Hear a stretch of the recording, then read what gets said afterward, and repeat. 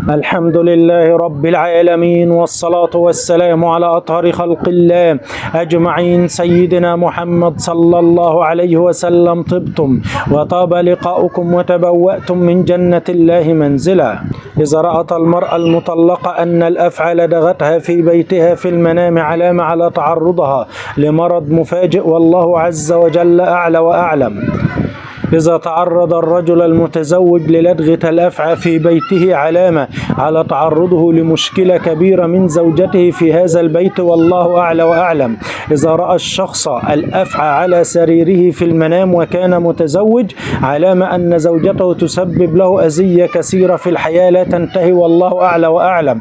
أما إذا رأى الشخص أن الثعابين على سرير أولاده في المنام علامة على تعرض أولاده لمشكلة كبيرة ويحتاجون من يخرجهم من هذه الأزمة، والله سبحانه وتعالى أعلى وأعلم. إذا رأى الشخص أنه يقتل أفعى في بيت الجيران علامة أنه يودهم ويحبهم ويشيل أي أذية تتعرض لهذه الجيران، والله عز وجل أعلى وأعلم. أما إذا رأى الشخص أنه كان في زيارة أحد أصدقائه ووجد في بيته أفعى وقتل الأفعى علامة أنه صديقه هذا كان في محنة وهو يخرجه من هذه المحنة، والله سبحانه وتعالى أعلى وأعلم. إذا رأى الشخص أنه يهرب من الأفعى التي كانت في بيته علامة أنه سوف ينتقل إلى مسكن آخر خيرا من مسكنه هذا، والله عز وجل أعلى وأعلم. إذا رأى الشخص أنه يمشي مع الأفعى في الطريق علامة أنه سوف يكون له إنسان منافق وخداع فعليه الحذر، والله أعلى وأعلم. إذا رأى الشخص أن الأفعى عضته أو لدغته في عمله علامة على من يريد أن يؤذيه في هذا العمل، والله عز وجل أعلى وأعلم.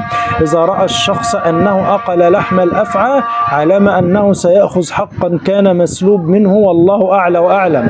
إذا رأى الشخص الأفعى في عمله علامة على من يريد أن يؤذيه في هذا العمل، والله عز وجل أعلى وأعلم. إذا رأى الشخص أنه يأكل رأس الثعبان علامة أنه سوف يتخلص على رأس النفاق في حياته، والله أعلى وأعلم. يعني كان في واحد عامل له مشاكل كثيرة في حياته، هو بإذن الله هيتخلص من صديقته الأيام القادمة، والله سبحانه وتعالى أعلى وأعلم.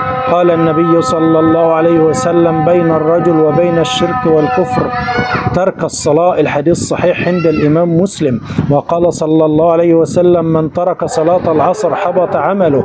صحيح الإمام البخاري. وقال رسول الله صلى الله عليه وسلم: من ترك صلاة العصر فكأنما وطر أهله وماله. صحيح الإمام البخاري.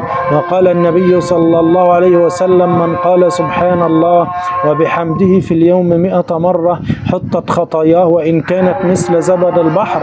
صحيح الإمام البخاري.